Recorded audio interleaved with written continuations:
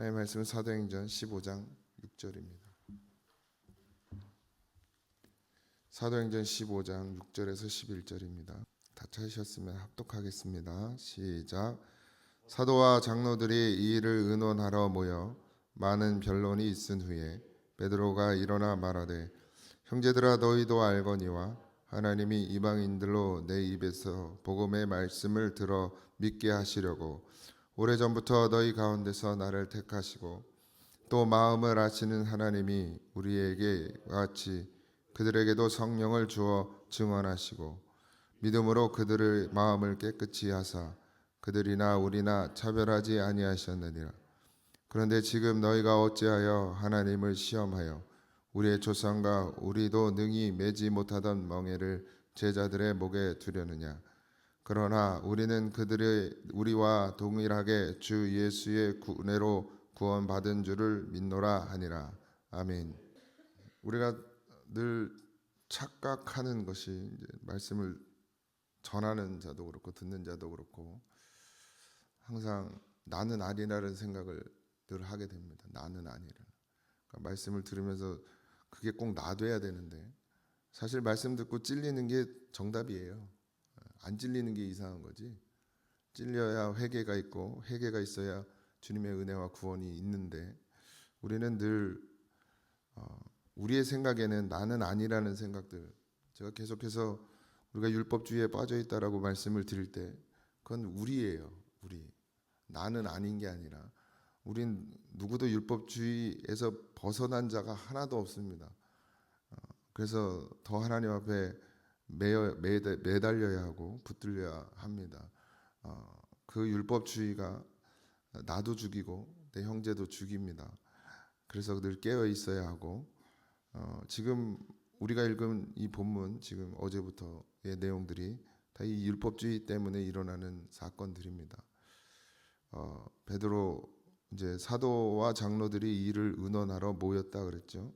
그래서 증언들을 듣게 되고 이제 결국 바리새파와 그 안디옥에서 왔던 유대인, 그러니까 할례를 받아야 된다고 주장하는 율법을 지켜야 구원이 있다고 이야기하는 그 바리새인들과 유대인들 중에 기독교에 들어온 사람들에게 사람들이 이제 그것을 자꾸 주장하게 되고 이제 결국 베드로가 나서게 되는데 이 당시만 해도 사울은 사실 지금의 바울은 우리에게 아주 큰 영향력을 미치지만 그 당시만 해도 지금 이 시간까지만 해도 바울이 이방인의 선교 사역을 시작하긴 했지만 그것이 크게 어떤 뭐 지금처럼 바울의 비중이 그렇게 크지는 않았고 베드로 그러니까 예수님의 수제자고 반석이라고 했던 베드로를 통해서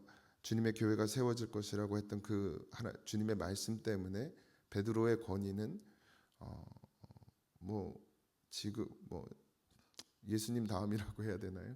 뭐 이렇게 표현하면 좀 우습지만 어쨌든 그렇게 권위가 아주 상당했던 것입니다. 그래서 어제도 말씀드렸듯이 바울과 바나바가 그렇게 안디옥에서부터 굳이 그 율법의 문제를 들고 여기 예루살렘까지 왔던 이유도 그런 이유가 있어요. 바울은 분명히 자기 스스로는 다 정립이 되어 있었습니다. 어떻게 구원을 받는지, 율법이 왜 필요한지 바울의 서신들을 보면 다 나타나 있죠. 그런데 굳이 바울이 예루살렘까지 그 율법을 지켜야 된다, 할례를 받아야 된다고 주장하는 유대인들을 데리고 함께 왔던 이유는 이 베드로 때문이에요. 베드로는 그 당시에는 기준이었습니다. 교회의 기준. 그러니까 베드로가 말하면 곧 그게 교회의 법이었어요. 그만큼 강력한 권위를 가지고 있었고 그 권위에 다들 인정하고 또 머리 숙일 수 있는 그런 것이었습니다. 베드로는 사실 예수님을 배신하고 뭐 다른 제자들과 별반 다를 바 없는 모습을 보였지만 그래도 예수님은 다시 베드로를 찾아오셨고 베드로에게 목양에 대한 직무를 맡게 해 주셨습니다. 다른 제자들보다 특별히 베드로에게는 그 양을 치라는 명령을 주시죠. 그러니까 그것이 권위가 되었습니다. 베드로는 성령의 사람이었기 때문에 그 권위를 잘 사용했죠. 오늘날도 목회자들에게는 권위가 있습니다, 분명히. 근데 그 권위를 잘 사용해야 돼요. 그 권위를 잘 사용하기 위해서 목회자는 성령에 붙들려 있어야 하고, 그러기 위해서 기도가 필요하죠. 때로는 절제해야 하고, 불필요한 것들, 목회를 위해서 불필요한 것들은 버리고 내려놔야 합니다. 근데 그것에 붙들리고 그것이 약점이 되면 그것 때문에 무너져요. 돈이 됐든 명예가 됐든 여자가 됐든 그런 걸로 무너지게 되어지죠. 그런데 성령에 붙들린 사람, 그러니까 자기 말에 성령 말고요. 내가 성령의 사람이라고 내가 백날 천날 떠들어봐야 소용없어요. 여러분도 여러분이 성령에 잡혀 살아간다고 백날 천날 떠들어봐야 소용없어요. 삶에서 나타나야 돼요. 삶에서. 성령은 삶이에요. 삶이 증거가 되지 않으면 우리가 성령 할아버지를 받아도 소용없습니다. 제가 아무리 권능을 받았다고 능력을 받았다고 성령 받았다고 그러고 성령으로 한다고 그래봐야 삶에서 그것이 나타나지 않고 주의 빛이 주의 사랑이 나타나지 않으면 그게 무슨 소용이 있어요. 그러니까 결국 말이 아니라 삶이죠. 베드로는 어쨌든 성령의 사람이었고 그 성령의 능력들이 나타났죠. 그 당시엔 더 했죠.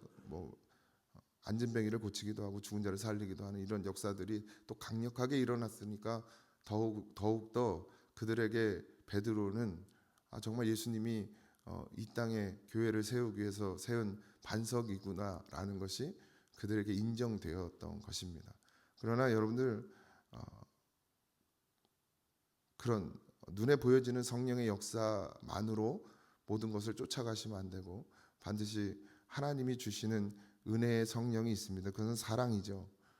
사랑이 있어야 하고 베드로도 그런 역사를 다 했지만 결국 베드로에게 주님이 보여줬었던 건 사랑이었죠. 이방인들까지도 복음을 받아야 된다라는. 그래서 베드로가 이제 이런 고백을 하죠. 많은 변론이 있으니 베드로가 일어나 말하되 형제들아 너희도 알거니와 하나님이 이방인들로 내 입에서 복음의 말씀을 들어 믿게 하시려고 오래 전부터 너희 가운데서 나를 택하셨다 이렇게 얘기했죠. 베드로의 환상 여러분들 이야기를 다 아시죠. 그래도 마음을 아시는 하나님이 우리에게와 같이 그들에게도 성령을 주어 그러니까 성령의 능력이 성령이 임하는 것이 유대인들에게만 있었던 것이 아니라 이방인에게도 있었고 이제는 율법이 아니라 성령으로 성령의 임함으로 모든 것이 이루어진다는 것을 베드로가 정리해주고 있죠. 믿음으로 그들의 마음이 깨끗하사 그들이나 우리나 차별하지 않으셨다 이랬어요. 그런데 아주 중요한 말을 하죠. 그런데 지금 너희가 어찌하여 하나님을 시험하여 우리 조상과 우리도 능히 매지 못하던 멍에를 제자들의 목에 두려느냐 이렇게 이야기하고 있습니다. 여러분들 율법은 지킬 수 있는 것이 아니에요. 율법을 지킬 수 있어서 주님이 우리에게 주신 것이 아니라 율법으로는 우리를 어떻게 해요? 죄인 되게 하는 것이. 그러니까 율법이 있어야 또 돼요. 율법은 중요합니다. 그러나 그것이 멍해가 되어져서 지어지는 것이 되어서 자기도 하지 못하면서 베드로가 하는 말이에요. 우리 조상도 우리도 그것을 능히 지키지 못했다는 거죠. 그것으로 누가 구원을 받았냔 말이에요. 율법을 지켜서. 근데 우리는 율법을 지켜서 구원받는다고 생각해요. 구원은 둘째치고 복을 받는 것도 율법 지켜서 복 받는다고 생각하거든요. 여러분들 율법 지켜서 복 받을 수 있는 인간이 제가 하나도 없다고 말씀드렸습니다. 이사야에도 보면 저주와 복이 있고 율법을 지키면 복을 받고 율법을 어기면 저주를 받는다 그랬는데 목사님들이 성도들도 제일 좋아하는 말씀은 율법을 지켜서 복을 받는다는 걸 전해주는 걸 좋아하죠. 그래 복을 받으니까. 근데 율법은 하나만 어겨도 다 어긴 거라 그랬어요. 그러니 우리가 어떻게 율법을 지킬 수 있습니까? 근데 우리는 여전히 내가 율법을 지킨다고 생각하기 때문에 그런 의식을 가지고 있다는 거예요. 바리새인들처럼. 그러니까 자꾸 뭘 하는 거예요? 나는 지키고 있다고 생각하니까 말씀을 전해도 이게 안 와요, 여기까지. 그게 율법주의예요. 그게 얼마나 무서운 거냐면 그걸 가지고 있으니까 주님의 말씀이 들리지가 않아요. 바리새인들이 그래서 예수님과 마주쳤을 때 어떻게 했어요? 싸웠잖아요. 지금도 똑같아요. 여러분 안에 있는 그 율법주의가 그 율법의 생각이 나는 잘 하고 있다고, 나는 지키고 있다고 하는 그 생각이 오늘 하나님의 말씀이 선포되어져도 그 말씀이 여러분의 심령까지 다다르지 못하게 만드는 거예요. 그러니까 하나님 앞에서는 다 부셔져야 합니다. 나는 안 돼요. 전하는 저도 그래요. 전하는 저도 여기 서서 사람을 율법 위의 의식으로 바라보면, 그러니까 제가 머리가 아픈 거예요. 나와야 될 사람 안 나왔다고 생각해봐요. 열받지. 그 열받았는데 말씀 전하면 그게 말씀이에요, 그게? 그러니까 그것도 안 보여야 돼요. 불쌍히 여기는 마음과 긍휼히 여기는 마음을 주님이 주셨는데 그걸 버리고 정죄하는 마음을 갖고 보이지 않는 사람을 보고 시험에 든단 말이에요. 썩고 상해. 여기가 새벽마다 마음이 아파요. 안타깝잖아요. 안타까운 마음은 포장이고 진짜 마음은 뭐예요? 어휴 씨, 권사가 돼가지고 새벽기도도 안 나온다. 어휴 씨, 장로들이 뭐 하는 거야? 이런 마음을 갖는단 말이에요. 그러니 뭐가 되겠습니까? 여기에 뭐가 이루어지겠어요? 주님의 말씀이. 전하긴 열심히 전해놓고 나는 하나도 안 되는데. 솔직한 말이 솔직한 말. 물론 우리가 새벽을 깨워야 하고 새벽 기도해야죠. 근데 압니다. 다 바쁘고 힘들고 어렵고. 근데 또 한편은 또 그렇지도 않아요. 농사 질 때 보세요. 맨날 새벽에 일어나서 농사만 잘 지러 다니고. 먹고 사는 일에는 뭐 그냥 아주, 저는 이게 먹고 사는 일이라 감사하지만 여러분, 주님 앞에 우리가 좀 진짜 뭘 해야 되는지를 좀 깨달았으면 좋겠습니다. 물론 뭐 그 연세에도 일해야지. 돈이 있어야 또 밥도 밥도 먹고 뭐도 먹고 또 손자들 용돈도 주고 다 해야지. 뭐 그거 모르겠어요. 그래도 하나님 앞에 예배드릴 수 있는, 기도할 수 있는 힘은 남겨놓고 쓰세요. 그래야 되잖아요, 우리가. 그게 그리스도인이고, 뭐 주님이 우리에게 힘 주신 것, 이 땅에서 살으라고 건강도 주셨고 힘도 주셨지만, 전도서 얘기했잖아요, 그죠? 먹고 뭐 하고 다 해도 결국 마지막은 뭐예요? 주님 위에 살으라는 거죠. 전도서가 그 말씀이잖아요. 살아보니 다 필요 없고 주님만 있으면 된다고. 근데 이불은 주님만 있으면 된다고 그러는데 여전히 우리 몸은 밭에 가 있고 논에 가 있고 사무실에 가 있고 일터에 가 있고, 우리 생각조차도, 심지어는 예배드리러 나와서도 거기에 매여 있어요. 그러니 뭐 안 되죠. 목사도 안 되고 다 안 되죠. 저도 일에 매이면, 목사가 이게 일이 되면 안 나온 사람들 체크하는 거예요. 그 일이 되면 그렇게 되는 거예요. 은혜가 되려면 나온 사람이 눈에 확 들어오는데, 은혜가 안 되려면 또 안 나온 사람 다 보여. 막 평상시에 이름도 생각 안 나던 사람들이 이름이 다 생각나. 은혜로 사는 것입니다. 율법은 우리를 죽여요. 죽어야 되고. 그래서 근데 남 죽일 생각하지 마시고 나를 죽여야 돼. 나를. 그래서 비방하는 것으로 비방을 받는다 했습니다. 반드시 손가락질하면 손가락질 당하게 되어 있어요. 뭐 그게 두려워서 하지 말라는 게 아니고, 그건 뭘 말하냐면 저주를 말하는 거예요. 저주.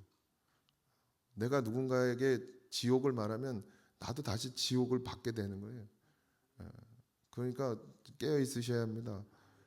저주받지 않으려면, 여러분들 저주가 뭐 무릎이나 아프고 뭐 통장에서 돈이 엉뚱한 데로 빠져나가고 이게 저주가 아닙니다. 우리 영혼이 지옥 가는 게 저주죠. 지옥에 있는 게 저주입니다. 여러분들 삶이 지금 천국입니까? 아니면 지옥도 아니고 천국도 아니고 그냥 육신으로 살고 계십니까? 분명해야 합니다. 이 땅에 사는 동안에도 주님은 우리를 천국 되게 하셨어요. 분명합니다. 내가 주님 바라보고 믿음으로 쓰고 성령의 충만함을 입으면 삶이 천국인데, 내가 믿음으로 서 있지 못하고 내가 성령의 충만함을 받지 못하면 다 나를 피곤하게 하고 힘들게 하는 것들이에요. 이것도 못마땅하고 저것도 못마땅하고. 그러니 오늘도 여러분들 천국 되시길 바랍니다. 은혜로 구원받은 줄을 믿노라. 이게 베드로의 고백입니다. 우리도 은혜로 구원을 받았어요. 이제 구원받은 자의 삶을 살아야겠죠. 근데 구원받은 자의 삶이 율법이 아니에요. 지키라는 게 아닙니다. 뭘 지키라는 게 아니에요. 주님과 함께 같이 가는 거예요. 내가 지킬 수도 없고 주님이 하게 하심을 입죠. 기도하게 하시고 주의 이름을 부르게 하시고 또 사랑하게 하시고 용서하게 하시고 이해하게 하시고 다 주님이 내 안에서 하는 역사입니다. 그래서 우리는 다 은혜로 구원받은 거죠. 오늘도 그런 삶이 되어지길 주님의 이름으로 축원드립니다. 오늘 토요일인데 주일을 잘 준비하시고 또 주의 날 주님께 온전히 우리의 마음을 쏟을 수 있는 그런 날이 되도록 오늘 잘 준비하시기 바라고, 뭐 또 그렇다고 기도만 할 수는 없고 열심히 일하시고 다치지 마시고 아프지 마시고 주님께 잘 드려지는 그런 하루가 되기를 주님의 이름으로 축원드립니다. 우리 기도하겠습니다. 제가 기도하고 주기도문으로 예배 마칩니다. 하나님 감사합니다. 사랑하는 성도들을 붙드시고 한 하루하루의 삶이 오직 주님만 의지하는 삶이 되게 하여 주옵소서. 주님 없이는 살 수 없음을 우리가 늘 고백하면서도 여전히 내 육신의 삶에 매여 삽니다. 내 육신의 삶도 육신의 삶이 아니라 주님을 위한 삶이 되게 하시고, 내게 먹는 것도, 내가 마시는 것도, 내가 일하는 것도, 내가 무엇을 하든 다 주를 위한 것이 될 수 있도록 하나님 우리에게 믿음을 허락하여 주옵소서. 오늘도 사랑하는 성도들을 지켜주실 것을 믿고 감사하며 예수님의 이름으로 기도합니다. 아멘.